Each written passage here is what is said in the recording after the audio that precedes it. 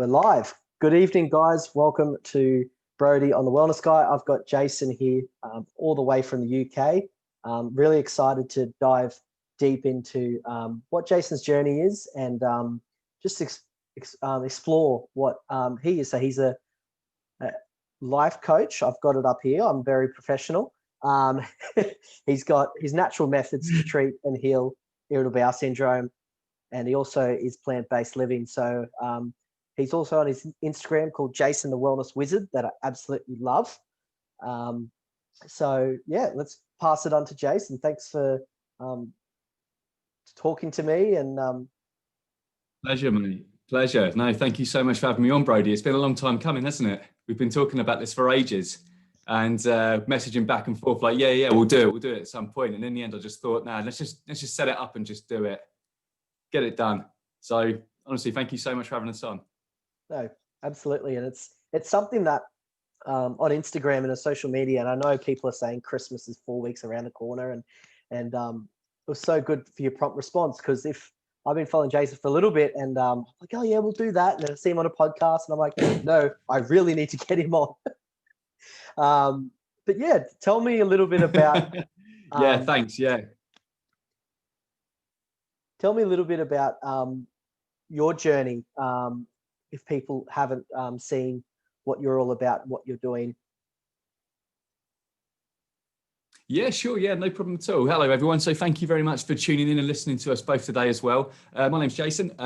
Basically, I run a life coaching practice.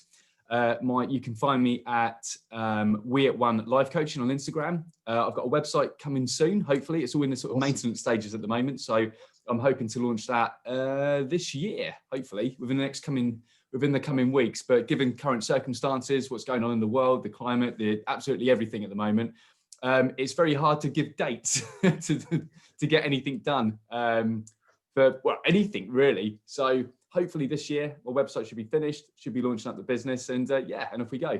So basically, I do life coaching. What I specifically focus on is wellness, empowerment, confidence, and natural healing, specifically IBS healing. That came about through my own journey with IBS and trying to heal myself. It was basically something that I'd suffered from for a long, long time. And I felt that doctors weren't helping me. People weren't, all these sort of professionals and that I went to, people who had certificates and sort of like all sorts of credentials that could run the length of their arm. I was going to pay a lot of money to go and see these sorts of people. And I was coming back with the same diagnosis each time, which was, you have IBS. And this is what's ailing you. And I'm like, well, thanks very much. So a few £100 later, I'm back to square one again. So that was me. I figured the best thing to do was to try and cure myself. And I used my pain in a positive sense. That I decided that I wanted to basically treat myself and hopefully and heal myself as much as I could. That led me to doing lots and lots of research into this, lots of trial and error. I've been through all sorts of alternative ways to do this as well, mainly spiritualism. That has been a massive opening door for me. That's something that I've found that's really, really helped. Alternative medicines, of course, a lot of inward work, healing, looking at myself through a third person perspective, seeing people like psychic surgeons and people like that, which we can get into further along in this podcast as well. And basically through years and years of learning how this works and how IBS works, I've come to find I have a greater understanding of myself, and therefore using what I have learnt, I wanted to basically put that out to the world and help other people who may be suffering with the same sort of thing. I think there's a statistic which says something along the lines of 1 in 5 people suffer from IBS. And I figure it's probably more than that. It's just that it's an embarrassing illness and not many people want to come forward and tell people that they're suffering with this. So it's probably more like 1 in 4 or maybe even more than that. But anyway, that's just one of the topics that I use in my life coaching. That was one of the avenues that I explore to healing that way. But I also focus on inward journeys, self-healing, confidence, empowerment, and ultimately helping people get to where they want to in life. That's incredible. I think what attracted me to your page was just, I love the natural space and how you hold yourself, and a lot of people that, because my grandma has got IBS and I don't know too much about it per se. Like, I know obviously the core fundamentals, and I love how you explain the doctors, they can have all these credentials and, you know, a couple of pounds later or wherever you are in the country, and then they go, okay. And what I'm kind of noticing with my own kind of mental health journey, that, you know, doctors are so happy to prescribe things and state this, and that's just someone else's opinion, but you actually did the work and gone, okay, this is an option. And then the next option was just like, I'm going to go down this path. And so many people, especially as males, as you said, it's such a taboo topic, and people that they don't want to explain. I guess it's absolutely. It was one of those things, Brodie, that you know, a hell of a lot of people through my own research I found that suffered from this. Obviously, you know, you just mentioned that your grandmother suffers from it. It's a very difficult topic to discuss because a lot of people don't want to do it. For me, because I've, you know, been and lived that life for so long, it's like second nature to me. I could talk about it until the cows come home. So you know, it's something that I don't get embarrassed about. It's something that I could happily sit here and tell you about all the things that I suffered with, that, you know, that was IBS related. It was painful for me. It was very painful. It was painful not just physically but mentally as well. And I feel that because a lot of people don't want to talk about this sort of stuff, it does play havoc with their own mental health. It's something that, you know, we're all going through a healing journey in a sense. I figure this is what life is probably about. You know, as we're here to learn and to grow and to basically to heal ourselves. To not get too philosophical, but I feel that this is what, you know, what we're all, you know, kind of doing in our way. And nobody has a perfect life. Everybody has something that they are trying to improve upon, or something that they are trying to heal. No one has that sort of perfect existence. It's just not possible. If it was, I don't feel that we would, you know, our time on earth would probably be up at that point, and the guy upstairs would probably, you know, suck us back up, and away we go. But while we're here, we have to, I feel anyway, that we have to sort of concentrate on ourselves and concentrate on what it is that's ailing us and what it is that's holding us back in life. Usually these things stem from childhood trauma. There'll be something that will have happened to us in our life that has triggered some sort of event which was traumatic to us, and without the right guidance and without the right help, we find a way to, you know, to move around it and to navigate it basically without facing it head on. That's just a survival tactic. That's a self-preservation. That's what, you know, that's basically what we're all doing in order to, you know, just to survive in life. And even in something as what could be perceived as easy in a Western way, we have our own ways of being here. So, for instance, if, let's say, you had just learned how to drive and you got into an accident. Now, that accident could be traumatic for you, and therefore your way of navigating that could be, well, maybe I'm just not going to drive anymore, or maybe I'm going to avoid motorways, or I'm going to find some way to navigate around this so I don't have to actually deal with that. It takes a lot of guts and courage, guidance and help to be able to get back into that car, possibly the same one that you had the accident in, and drive the same journey, knowing that this could happen again. You know, and that is what healing's all about. It's taking that, you know, it's taking that event, facing it head on, exploring it, talking about it, being open about it. And I feel that would be the best thing for us, really, is just to help us move forward. It's just to tackle those things. Now, for a lot of us, we don't want to do that. And the reason that we don't want to do that is because it exposes vulnerability. And especially if it's for guys like us, for instance, being male, vulnerability is not seen as something that we can embrace as much. I think that comes through societal conditioning, perhaps. I know certainly when I was living in Australia, that I noticed that the sort of macho culture, you know, lad culture, I mean, it's pretty big in England. Obviously it is, you know, in the States as well. But I noticed in Australia, especially, that kind of like macho lad culture was a big thing over there. You know, guys like working out, they like sports, they like drinking beer. And that was kind of like, if you're anything other than that kind of like stereotype, then you're kind of seen as an other. And vulnerability comes into play with that, because you're different to everybody else. And that in turn incurs mocking, and basically you're not being one of us, or one of the this kind of central sort of hub mind that everybody seems to be revolving around. So I feel that exploring vulnerability and exploring actually who we are, starting to do that inward work and that inward healing, really helps for all of us to, basically to heal and to feel better about ourselves, and actually to be more in line with who we are as people. I loved all of that. And like, what I think a lot of people are realizing that, for an example, like you have a car accident, it takes a lot of courage. And I've got family.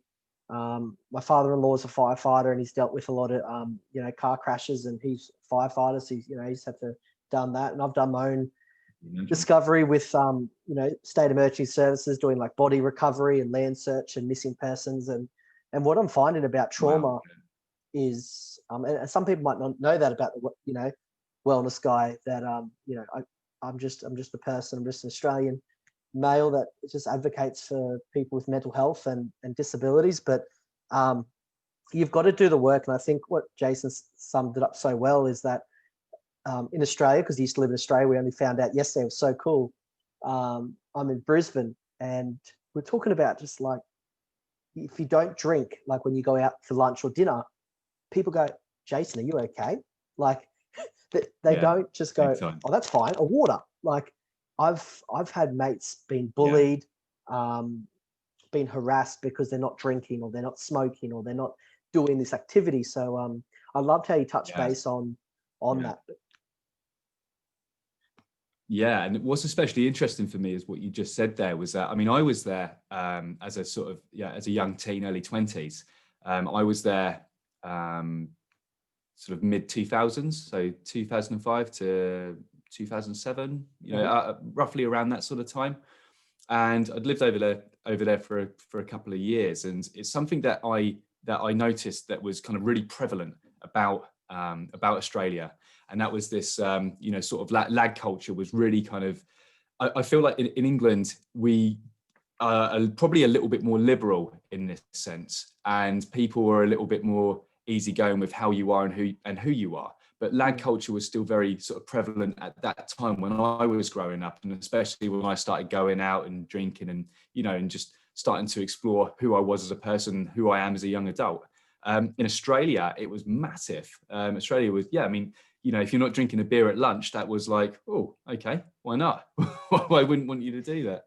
And the amount of different alcoholic strengths that you have over there as well. It was almost like, you had 0% beer, and then you had the, I think they were like 3.5% beer, and then 4, and then beyond. I don't know whether that's the same over there now, but that was what my experience of it was when I was there. So there was really no excuse not to be drinking lager or beer when you were there.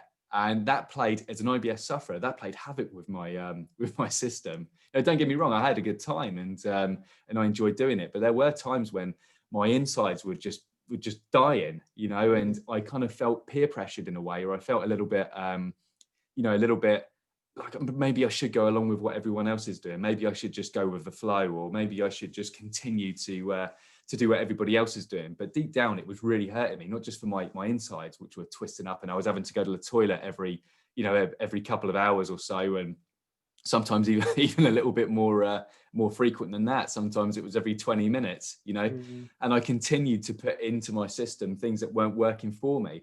And it's only as I got older and I realized that there were certain times and places for alcohol, and I had to basically make room for, I had to make room for that.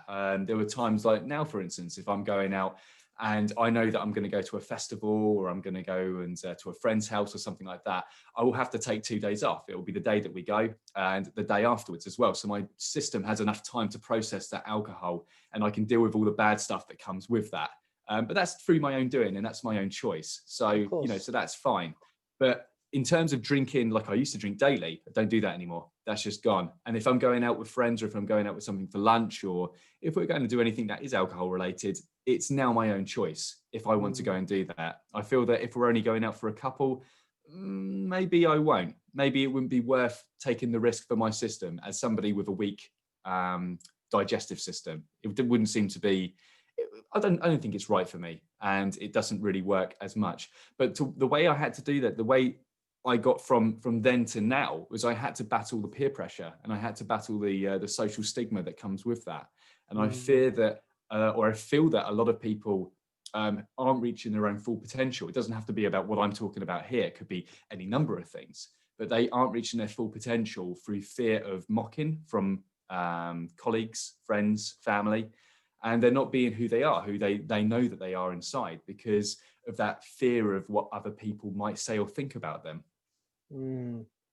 Absolutely, that's spot on. And I actually, just before we jumped on this call, I did a 6-week transformation course. We're learning about self-limiting beliefs, and we're learning Amazing. about breath work. I'm learning about untapping what Brodie really wants to do. And I think I think COVID and the pandemic, a lot of people have lost, like as you're saying, that they don't know, like when people they've got this mundane, they got this job, they got this home, and now with the pandemic, I know the UK, we'll touch base on that later on about the coping. Like so many people are realizing that their stability and having a job and having a home, going to the pub, 4 days a week with their mates or whatever that is, that's taken away from them. So I guess a question in my mind right now to you, like what's something that you've learned? It could be learned last week, last year, it could be learning now, like in really opening up about when you're not okay, and how to recover from this pandemic, really. I guess in a sense it would have to be getting more in touch with who I am as a person. So the start of that, if we wanted to go right the way back, it would be meditation. That was something that I started to learn a few years back. And when I first started to learn meditation, I figured that, I kind of dismissed it in a way, really. I thought that I was going to be sitting around in a wooden room with a sheet, quite like how I've got my background here, sort of draped over one of the walls, a joss stick burning in the corner, and me sat cross-legged in the middle with a candle around me going, oh. I figured that was going to be me doing meditation. So I was quite dismissive of that to begin with, because of my own my dim-witted preconception of what this was, without me actually having to research it or learn what this was. So meditation for me came about when I think I was at a point where, again, I was having a bit of a low. This was years back, and I was having a bit of a low with what I was suffering with this IBS. And I had IBS D, which is IBS diarrhea. So probably the most inconvenient, symptom of irritable bowel syndrome. And it really played havoc with me. I didn't know whether if I was to leave the house, whether I would be able to find a toilet in time. I didn't know if I was going to go on a long car journey, whether the same thing was going to happen to me. It really was playing havoc on my well-being and how I was living my life. So I started to explore alternative ways in which to deal with this, and I came across a website which was basically talking about how you can, alternative ways in which to deal with this. It was just a random website I was trawling through, and someone said about meditation, and I thought, and that's something just clicked with me at that point. And I thought, meditation, maybe I'll give that a go. So I downloaded an app on my phone. It was a free app. It didn't cost me anything. It was just sort of 10 steps really in how to learn meditation.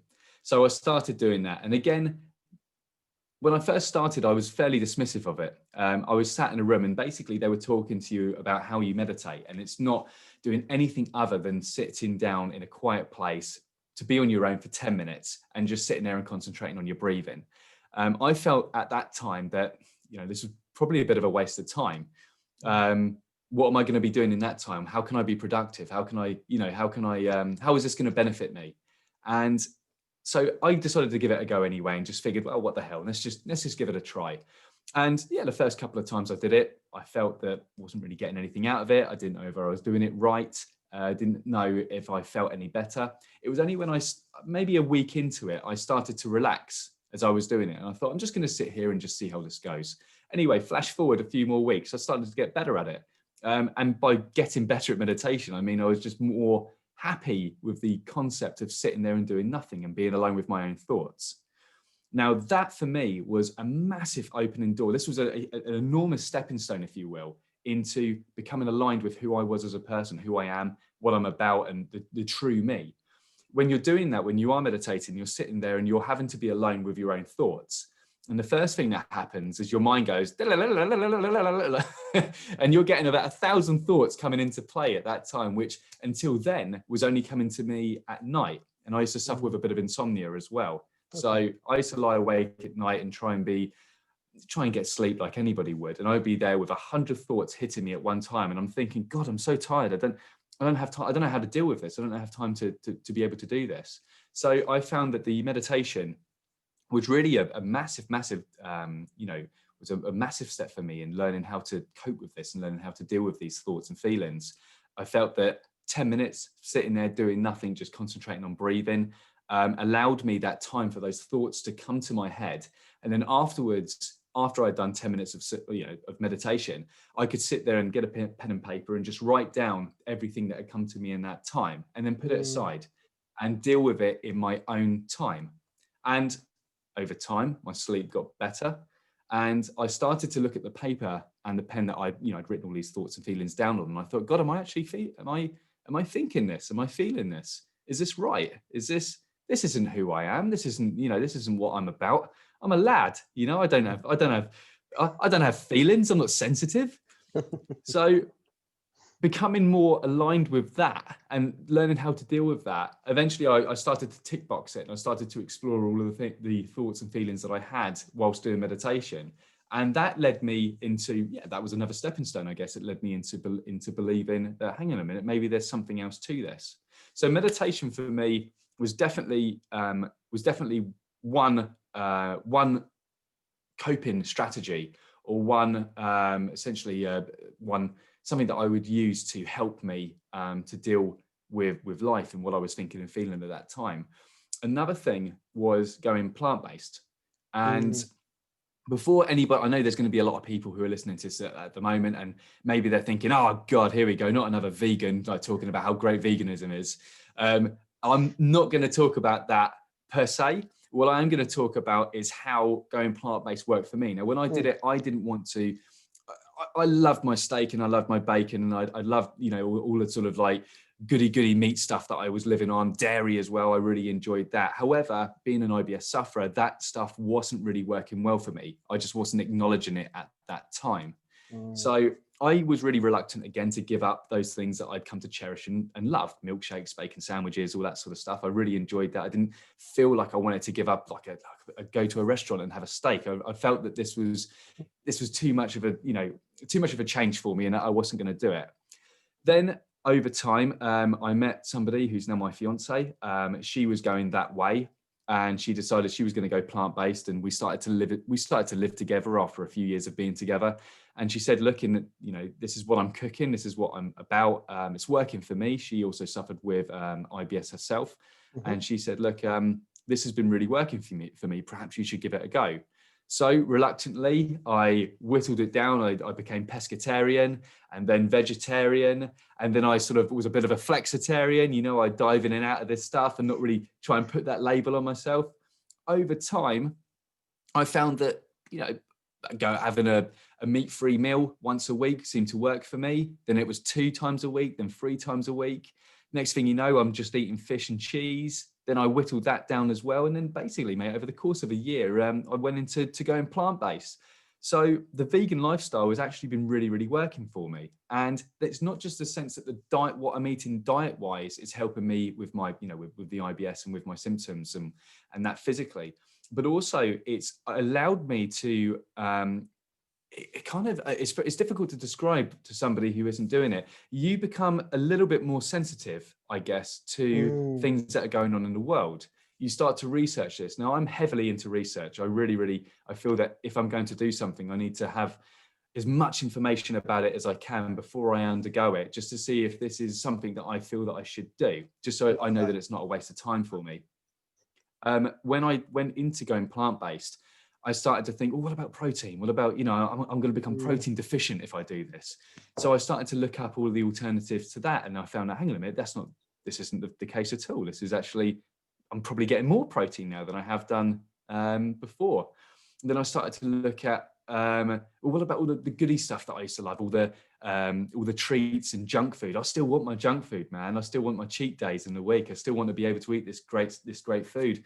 Started to go to conventions, started to go to vegan and vegetarian restaurants that serve this kind of stuff. And hey, it's amazing. The vegan junk food stuff's actually really, really good. The flavors are there. They're all banging. The only difference with any of it is texture. That's basically it. That's all I found, is that a sausage doesn't quite taste like a sausage. A steak doesn't quite taste like a steak. However, when you cut that out of your life, you tend to, after a few weeks, or even let's say a few months, you kind of forget how that tasted, and then you kind of you roll into this new way of being. And mate, it's working for me. Flavors are good. I'm getting the food that I want to eat. It's benefiting my body. It's also benefiting my mind as well. I feel when I cook, I'm more aligned with what I'm doing. I like sourcing fresh organic vegetables. I like being able to meal plan and think about what I'm cooking and get excited about what I'm going to eat as well. And that's put me a little bit more in line with nature as well. And again, this is all stuff that, again, when you start to explore these options, that it starts to open up more and more and more doors to you. This year, whilst in lockdown, I started to grow my own vegetables. Awesome. Never done it before. Really, really cool. I had a lot of failures, of course, but I had a lot of successes as well. Spending weeks upon weeks growing something only for it to die later, and you're like, oh, geez, how did that happen? But the stuff that I did get, zucchinis and loads of different sort of herbs, lettuce. We got loads of beautiful tomatoes and things like that, and all this stuff that came back to me, potatoes, all this great stuff that came back. I kind of felt there was a bit of achievement in that. I've grown this myself. I've sourced this myself. I've done this from seedling to what I'm eating now. You feel thankful for it. You feel also knowing that it's got no pesticides. It's completely organic. This gets you in touch again with nature, and gets you in touch with the earth. And again, without being too sort of hippy dippy, this feels good, man. It feels really, really good. And I feel, again, through what we were talking about before, through societal conditioning, we are living this kind of consumerist lifestyle where everything's kind of pre-packaged and done for you. But when you put the effort into doing it yourself, you feel so much more grateful for it. And also I feel you feel a little bit more like you've gotten something more out of it. Maybe it's a bit more nutritious, and maybe it's a bit of achievement in this as well, doing it yourself. So yeah, these are things that I felt have helped me cope with negative thoughts and feelings. It's got me a lot more in touch with me as a person. That's amazing. And like, just summarizing what Jason said, like the meditation, and I know a lot of people, they go, oh, I don't have time for meditation. That's when you need to spend time with your mind. And he's gone plant-based, and I know there's a lot of controversy. And the funny thing is, I haven't even told Jason I'm plant-based. So a lot of the aha moments, like, how am I going to get my protein? I need to eat steak. Yeah. I know this is about Jason and his journey, but I definitely, if you pause this video or you go, no, I like the Wellness Guy, or, Netflix, what the health, Game Changers, all these different things. I'm not saying watch this documentary and be like everybody and go, oh, I can't eat this. I think Jason's spot on, because just a little bit quickly with what I've experienced, Jason, with my plant-based diet, I have less brain fog. As you know, I'm a wellness coach, so I take Juice Plus, which is all organic, 33 different fruit and veg. And my grandma, I want to share this with you as well. No pun intended, that she has been taking these berries for a month, and she stopped having 90% of her pain from IBS. I'm not sure what type there is. So I'm so love having this conversation with you, and love how it's flowing. Not grapeseed. It's not grapeseed juice, is it? No, it's I could get it, but it's in the pantry. It's it's berries. So it's got like bilberry, blaeberry, all the different berries in a vegan capsule, non-pesticides, non-GMO, vegan friendly. And she's been taking these berries just to support me in my business. And the proof's in the pudding, if that's the same. It's late here in Australia, and I've got my UV light glasses to protect my eyes.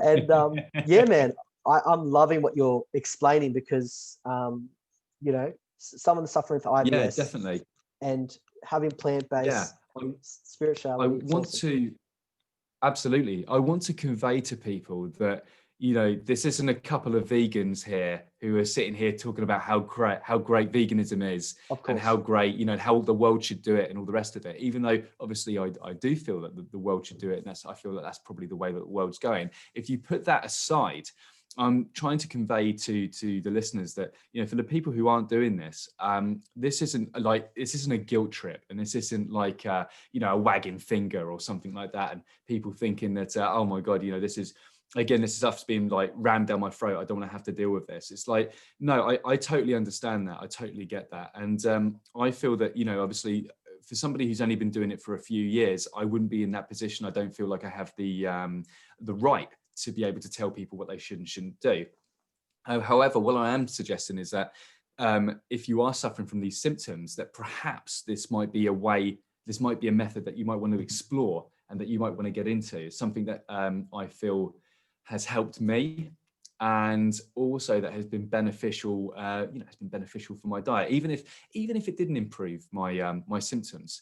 Getting more in touch with food, how food works, preparing food yourself, it can be exciting. It can be really, really, you know, even for people who don't like to cook.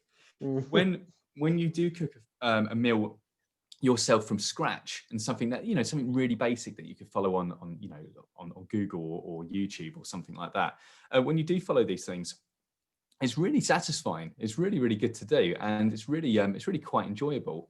But I'm definitely not here to say that what you should and shouldn't do. You know, it's not that's not for me to say. That's for you guys to explore yourselves, and to perhaps give it a go, or not. You know, that's totally down to you.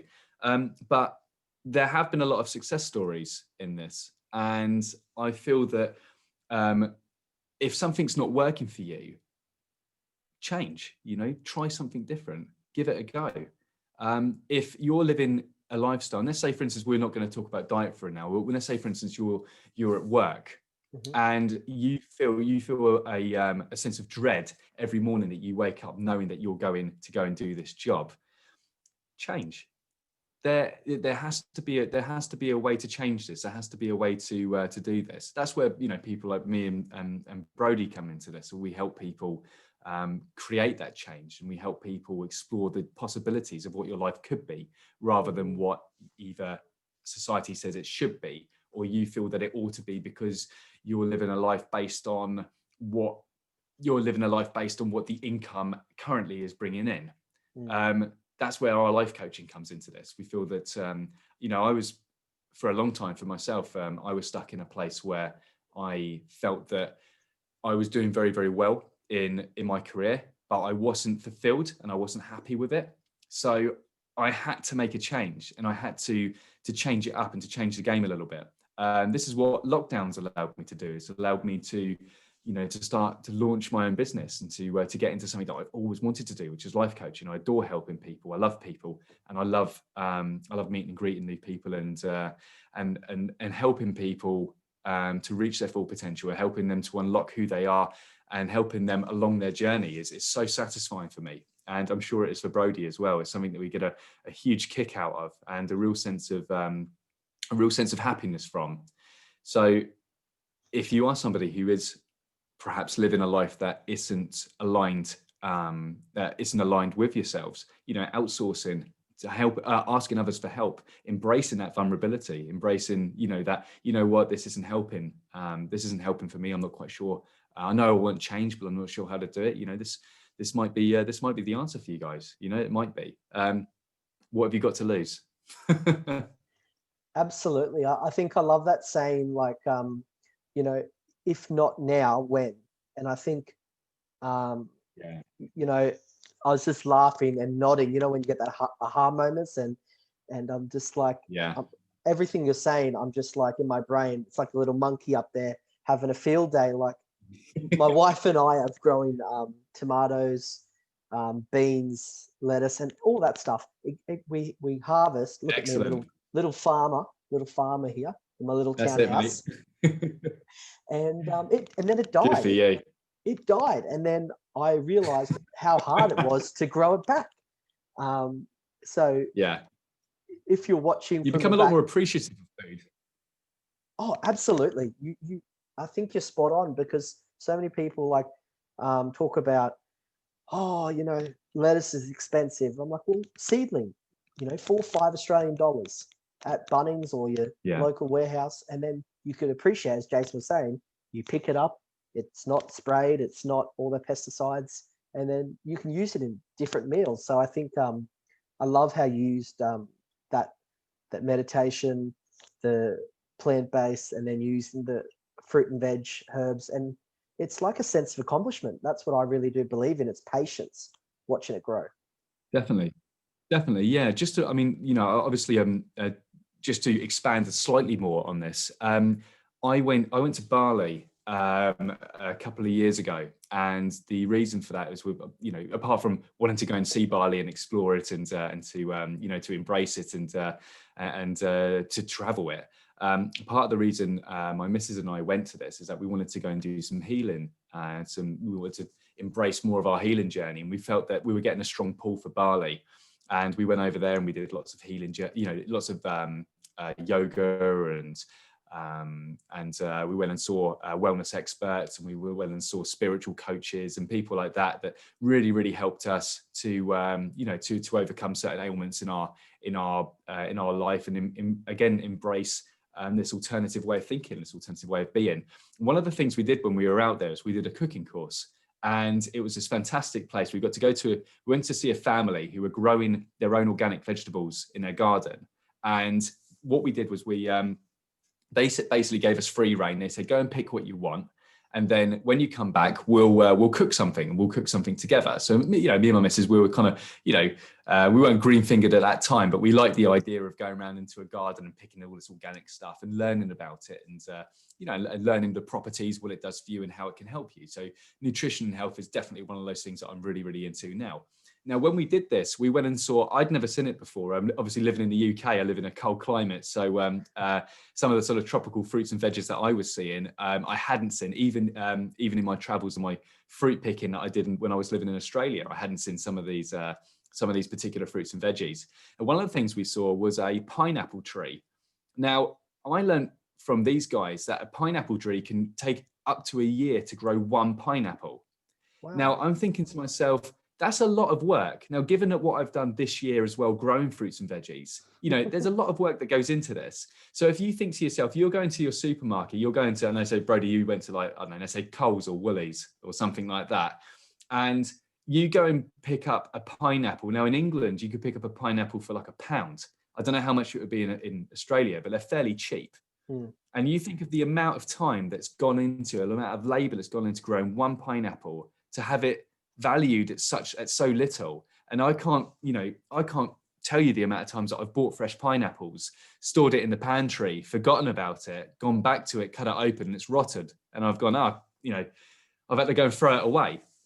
So going plant-based has taught me the value of fruits and veggies, and the effort that goes into doing this. So when you do start exploring with these sort of alternative ways of cooking, and exploring the nutrition and everything that that plant-based diets can do for you, you become a lot more appreciative about food.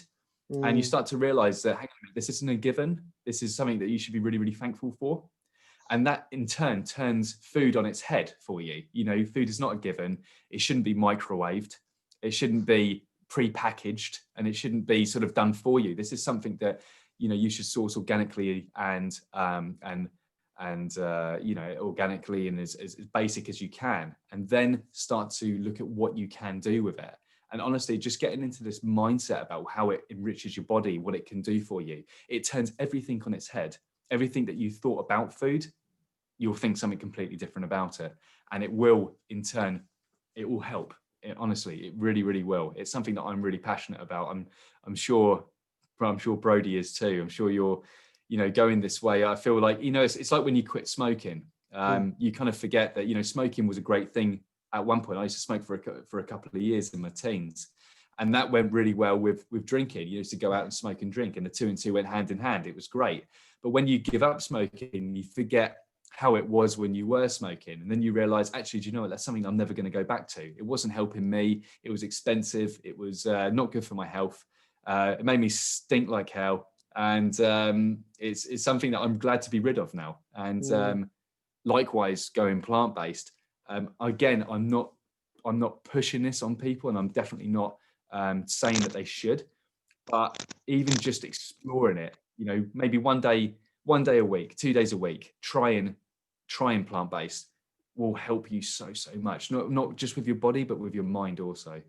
I love that. I love how you summarized everything. Like, it was just because I'm asking these questions, and it's just like how you summarized just everything. It was just really incredible. I think a lot of people are looking at options now, because we all know, I read this really good book. It was such a good book that I forgot the author.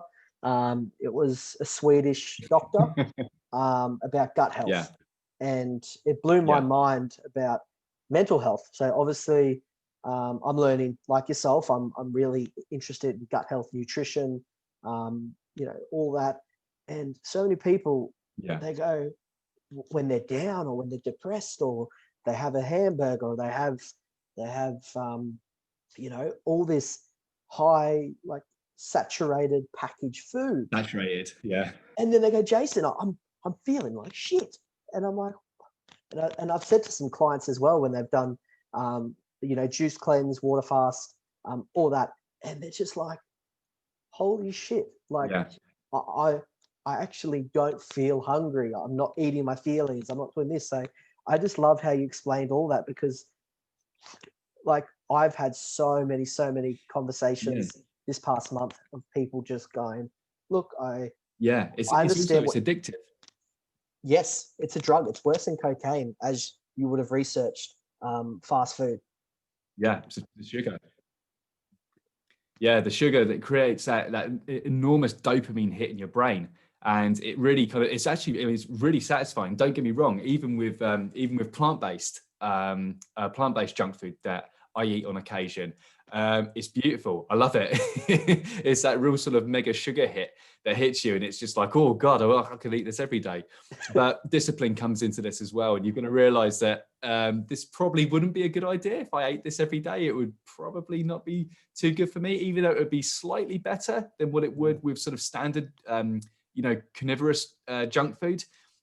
It's vegan junk food is still junk food. It's still crap. And it gives you that enormous sugar high, even though, we got to allow ourselves to have it every now and again. Why not? I really enjoy it. And I'm sure loads of other people do as well, but and there's an element of discipline in order to, in order to be able to enjoy it properly and not let it become you. The addictiveness of regular junk food is extreme. Like you said, it's probably worse than, well, I would say it probably is worse than cocaine, because it's something that cocaine's illegal, and junk food isn't. so the scale of consumption would obviously be massive. Absolutely. And I'm not saying that I've tried cocaine to my followers. I've all jokes aside, I'm just like watching Super Size Me. I'm not sure if you've seen that. I watched that documentary when I was in school. I couldn't believe the amount of his wife must have slapped him across the head saying, I hope this is paying you well, the documentary, because he literally put his health on the line. And you can see he had breakfast for lunch, dinner. He had to have everything on the menu, and his whole body just shut down. Healthy man, quite healthy. Absolutely. And he had it every day just to show what Macca's do. Yeah, absolutely. I feel that there's obviously that was to an extreme, wasn't it? In Super Size Me, it was to the absolute extreme. Could he survive on this diet? Could he live on this kind of food? Is it is it doing him any good? I mean, I feel that, obviously it was quite an extreme documentary, and I feel that there aren't many people in the world who are living solely on junk food, on fast foods like Macca's and Burger King, or you guys call it Hungry Jack's, don't you? Yeah, absolutely. We call it Hungry Jack's. Yeah. So things like that. Obviously, I feel for mild consumption. For having it every now and again, it wouldn't be too bad for you. But having it every day, yeah, I mean, it's quite an extreme documentary, wasn't it? So it did take things to the ultimate extremes. I think what that documentary exposed more of, or something that we should perhaps look at a little bit more in detail, is how readily available it is, how cheap it is, and what that's worth to you. Is cheap fast food, as tasty as it is, don't get me wrong, like I'm not arguing on the taste, and how it makes you feel temporarily, is it worth it to you? Is it worth your health? Is it worth the environment? Is it worth what it does to the environment? If you give the amount of cattle that it takes to breed and grow and inevitably slaughter to make such a cheap feed, which isn't that great for you, is it really worth it? I'm not gonna say what I feel about that. I think it's probably a given, but that's something I feel that as a society we have to start to reinvestigate and to think about a little bit more. It's going to take people like us, the little people in the world, not just vegans, of course, but it will take the people the people who aren't working for big ag and working for the powerhouses which supply this sort of stuff. They're not going to tell you. They'll drive the earth into the ground before they let up that this is actually really quite bad for us and bad for the environment. So I feel that as people, that's we have to make the change. We have to start asking those questions, and inevitably it starts with us. We have to start at the core. We have to start at the basics, the healing journey. Who am I? What am I about? What is good for me? Am I happy? That's a big question. Am I happy? And if not, what can I do to change that? The diet stuff, that I know we've gone massively off tangent here with diet, and we've really gone to that kind of, we've explored that, which I could talk about, like I said, all day. I love talking about this sort of stuff. But I feel that to get onto that, we have to first start with ourselves. We have to start asking the questions, the big questions that many of us, I know I did for a long time. I didn't want to ask those questions of myself, because it will expose a pain, vulnerability, and inevitably work. Who am I? Am I happy? Am I happy and content with what I'm doing now? Where do I see myself in 10 years? Here's a big one. If I was to look at myself now, and if God came down and decided that he was going to deliver a message to me that said, I'm going to take your life in a week, you've got a week to live. My question would be, if you knew you only had a week to live, could you look at yourself now and everything that you have done leading up to this moment and be happy about it? Would you be satisfied with what you've done in your life so far? And if not, what would you change? And how would you implement that change? These are questions that are hard to ask. Hard to ask, even harder to answer, because it takes work, and it takes a lot of work to heal.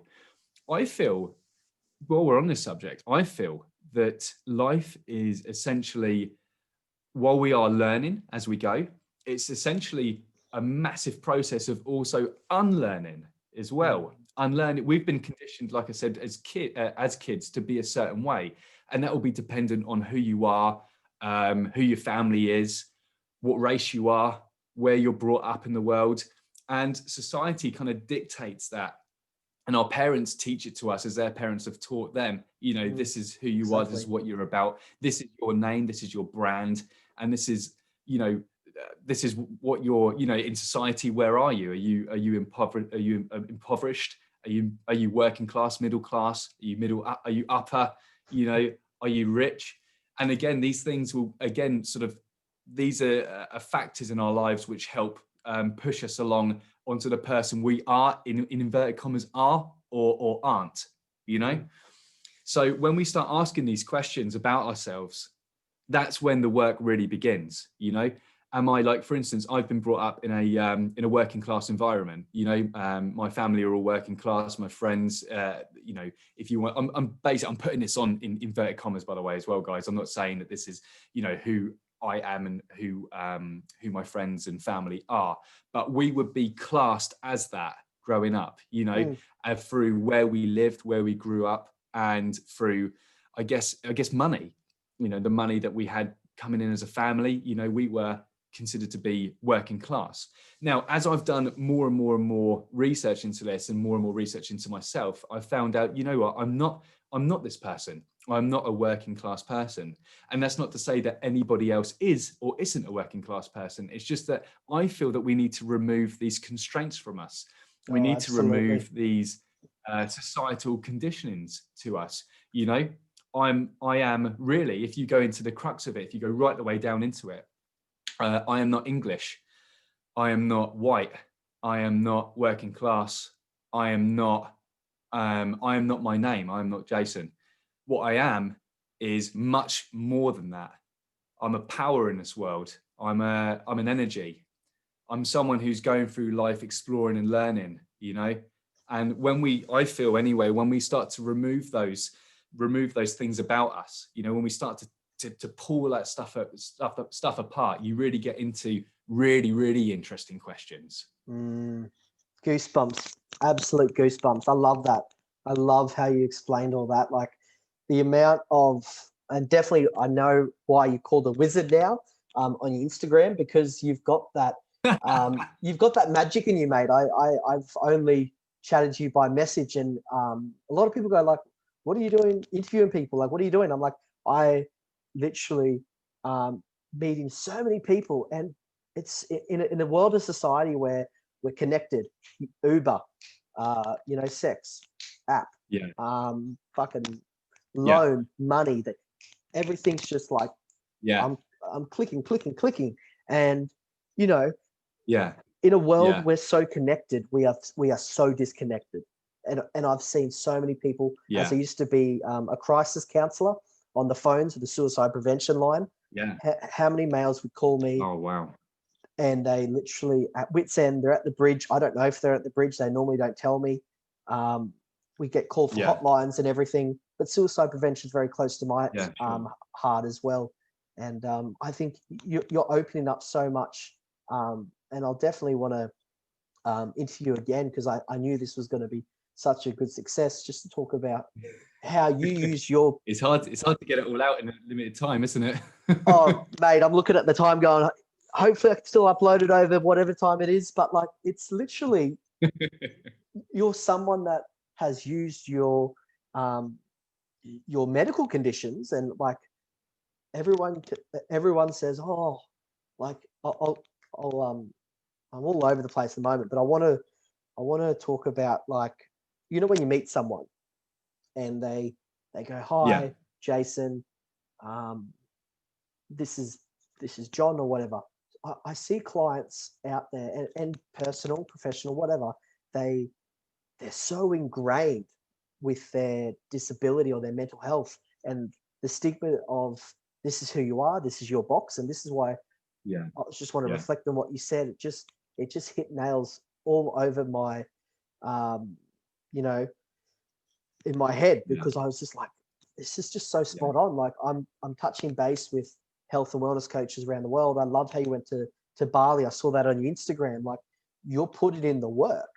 And when people see Jason doing his life coaching, doing IBS naturally, plant-based, you know, it really is inspiring to watch. And that's why I reached out to you to hear your journey. And I'd love to share this live, what we're doing on Zoom, to the world, because no, mate, I'm loving it. Honestly, I'm absolutely loving this stuff. It's I would like to make people aware as well that this journey is ongoing for me, and it will also be ongoing for a lifetime. You know, this isn't I haven't suddenly read the right book or seen the right person, been to the right spiritual coach or seen the right counselor and gone, I now know everything. Now I can open up my own practice and I can start helping other people. I really don't want people to have the impression that I have all the answers.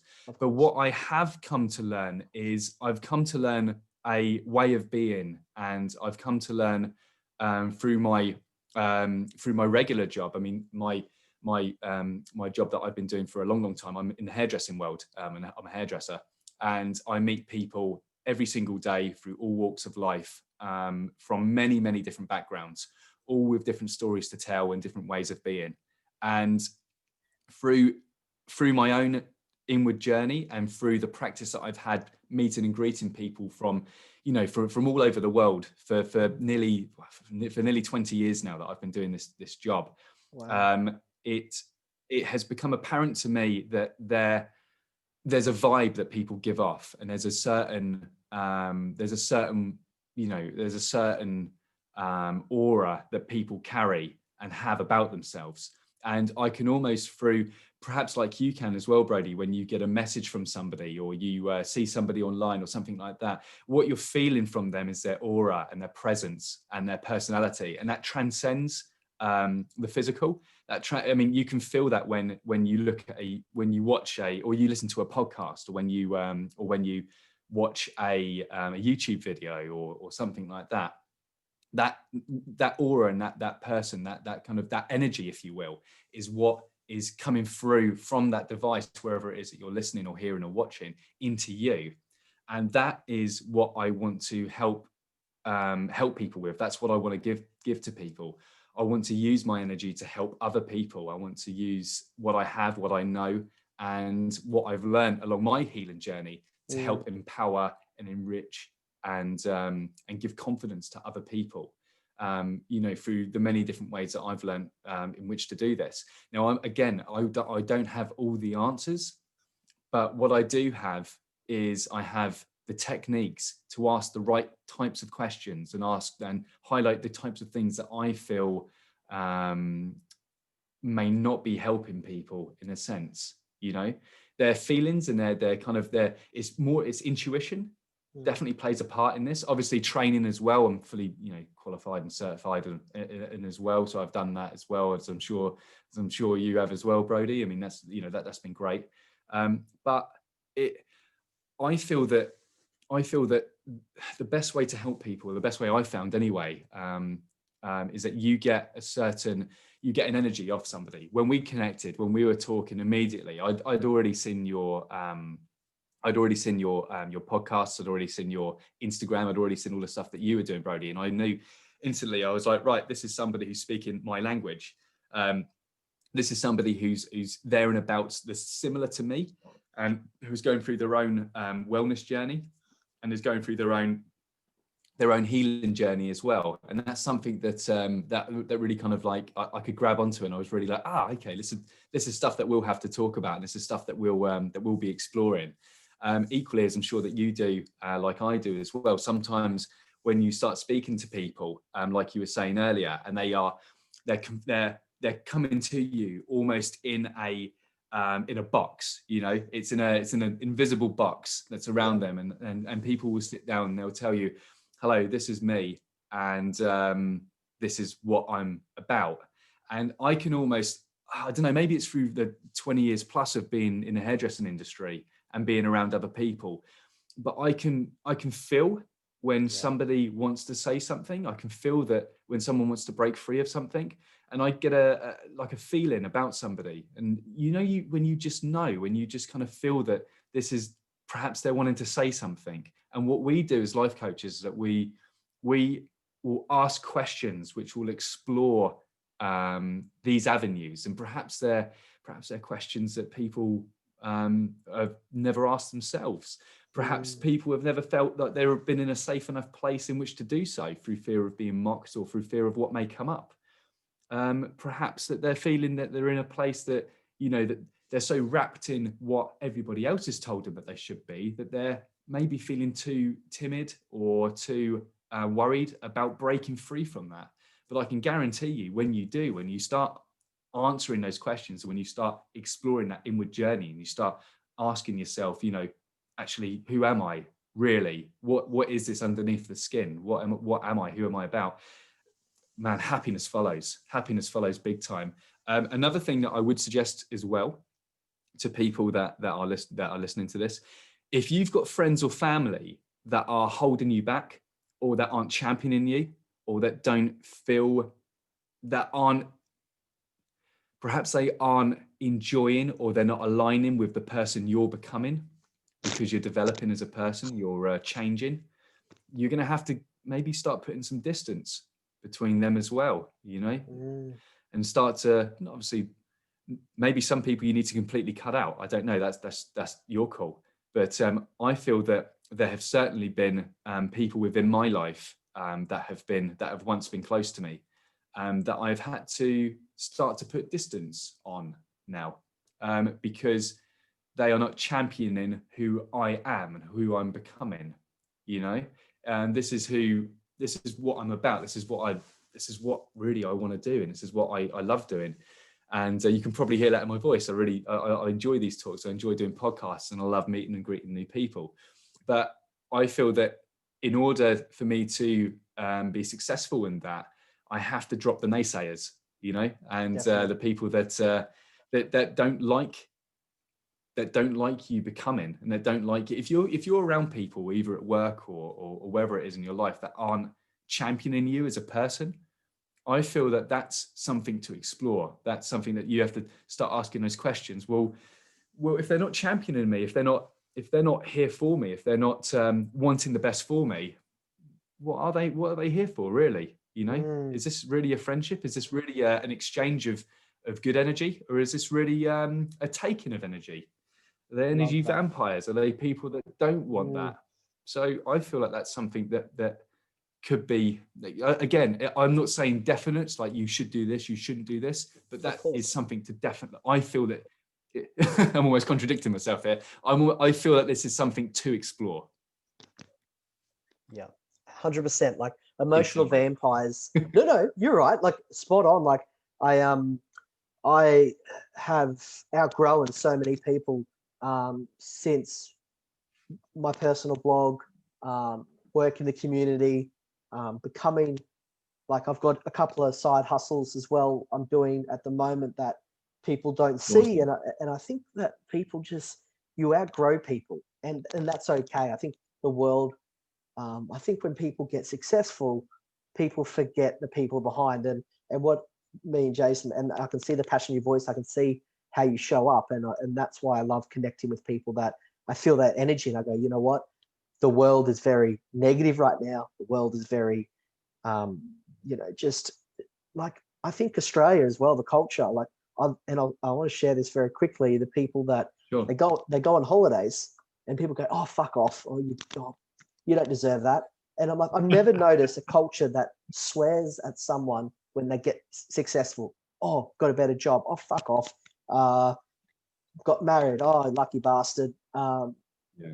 New house, new car. So I think the connection of people, they fit in this box. And look, I'm no expert as well. And I think Jason, like, we're all on discovery. It's not like, oh, we're fixed. It's just having those conversations and challenging. Like, I've spent, nearly 10,000 Australian dollars. A lot of money when I'm not like working full time with the little arrows in me.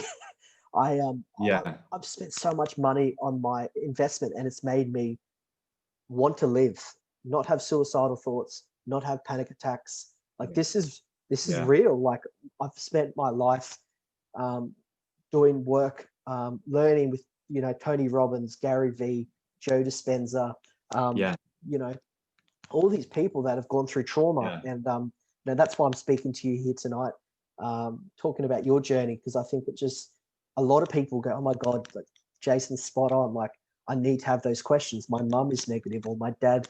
I'm not saying cut them off, put boundaries in place. And people go, oh, I can't do that. Well, I can't stress that enough, how you've got to put yourself first. Absolutely, mate. I think there's two great points you've put there as well. The first one is that you've spent money on yourself. Now, really, money is a means to an end. Of course. So really, $10,000, $50,000, $100,000. What's your happiness worth to you? What's your alignment worth to you? If it's an investment in yourself, it's not like you've spent $50,000 on a piece of jewelry and then gone, that's nice, isn't it? And everyone's agreed. Yeah, that's nice. That's a nice piece of jewelry, that, mate. Yeah, well worth $50,000. And then, all right, that might be great for a couple of weeks. And then what? That might have made you feel good temporarily, but it doesn't make you feel good for life. You're going to have to upgrade it. You've set the benchmark now. So now you're going to have to get another piece of jewelry, which is worth maybe more, maybe $100,000.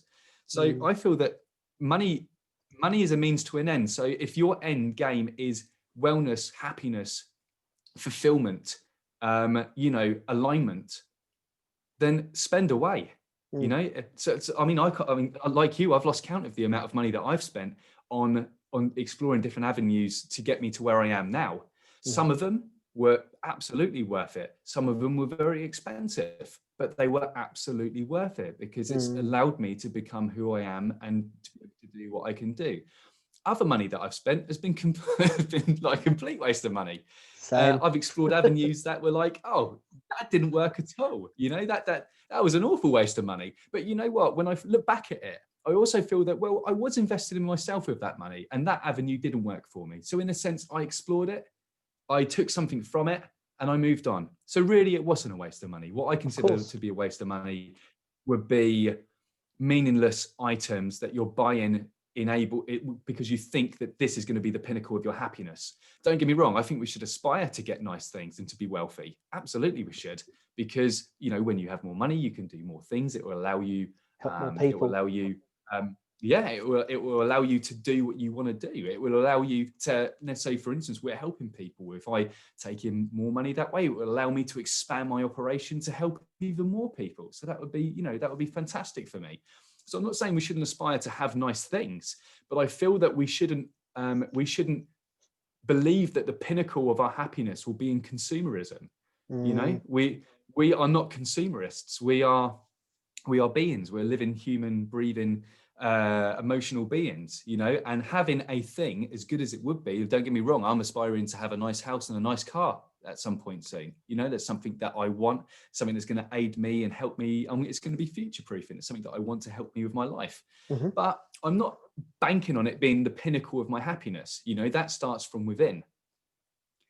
And the second thing you were talking about then is how when you do have those things, you said that other people were like, lucky bastard, and those are the people, those that I feel anyway, are the people that we need to drop from our life. The ones who can't go, oh wow, you're doing this, that's awesome, that's amazing. Before we started filming, Brodie, we kind of both joked about the whole setup and the whole groundwork that we do to get to putting this stuff out. It takes a lot of work between us, a lot of setting up. There's you and me messaging back and forth. There's me setting up all this equipment that I've got here so I sound good, so that the lighting's okay, that the background's okay and stuff.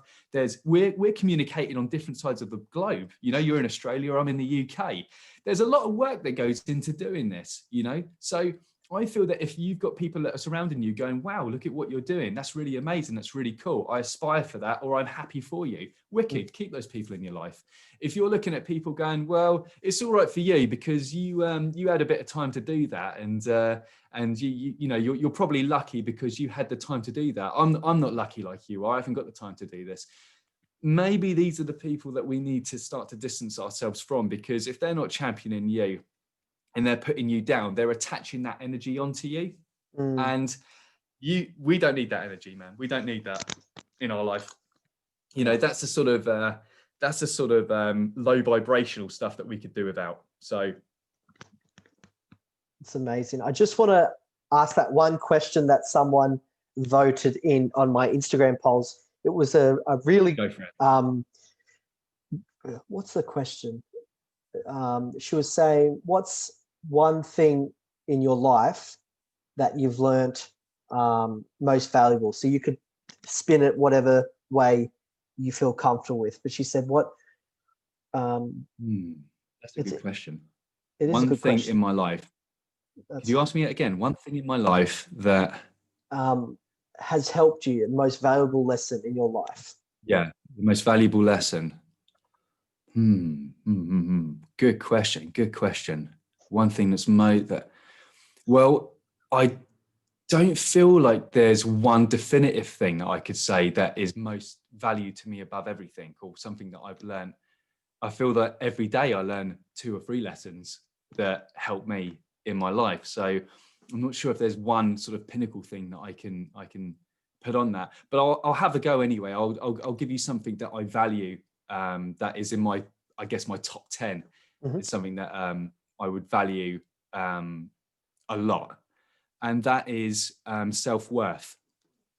I feel like the lesson that I've learned ultimately through all of this, and again, there's loads of different tangents that we can go through this as well, but something that, in order to answer this question, or to shrink it down to sort of maybe like one thing that I feel that I value above, not above all, but above a lot of things, is self-worth. I had to look at myself, and I had to ask the question, what am I worth? What am I about? What can I give the world, and how can I best navigate my life through happiness? And for me, that's self-worth. So growing up, I had a lot of, I'm a confident person, but I also had a lot of negative feelings about myself and about who I was, what I was going through. I felt that people wouldn't understand me. People wouldn't, they wouldn't be able to accept the person that I am, even though I put on a good show, as I did growing up, you know, and blagged my way through life with bags and bags of confidence. I felt that the traumas and the troubles that I had in my life growing up, through childhood, through school years, through parents and all that sort of stuff, that was feelings that weighed heavily on me as a kid. And certainly into my early adult life, it really, really weighed. It was a burden on me to have that. And those negative feelings caused my self-worth to be quite low. So anything that I put my mind to, I usually accomplished, or that I didn't, I was satisfied with. But I felt that I didn't receive what I felt my value was.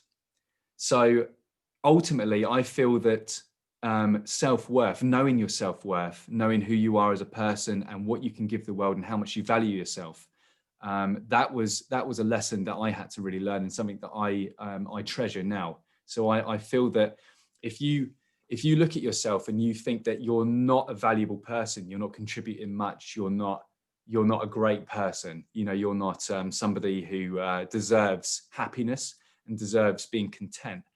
That's a good question to start with. Why is that? What is it about you that you feel is worthless, and what can we do to bring that up and to change that? I feel ultimately self-worth is one that I value, and that I continue to reflect on and use to move forward in my life now. Amazing. I hope that's answered it. No, that's beautiful. Ellie sent that to me, and she's gonna be very happy with that answer. And I just wanted to thank you for your time, and you've just shared so much insight about health and wellness, your life coaching, your experience with self-development, mindset, and talking about those things, having those questions. And when people get uncomfortable, because when we talk about comfort zone, there's no such thing as comfort in that comfort zone. Nothing grows in that comfort zone. So I think what you explained to me today was just simply magnificent, because we just talked about some really fundamental things that is going to help a lot of people. So for everyone watching this, I really appreciate you watching this and watching this back. And I'm going to share this on my platform, and I really can't wait to see your journey unfold and to continue connecting with you and seeing you grow. Thanks, Brodie. Thank you so much. And again, thank you so much for the invite. Thank you to everybody who's made it to the end of this as well, and who's listened to this and may have taken something from it as well. We both really appreciate you taking the time, your time to listen to this and to and also to engage with us as well. We love all the the engagement, the following, the likes, the comments, all that sort of stuff as well. I mean, that goes a long way for us to promote what we do, and also to I guess we just appreciate the feedback as well. So thanks to everyone who's been listening, and thanks to you, mate, for being a great host as well. I really appreciate it, and I appreciate the invite on your amazing platform. Pleasure's all mine. Thank you so much, and enjoy the rest of your day in your time zone. Take care, brother. Thank you so much, mate, and to yourself. All the best, brother. Take care. Thank you.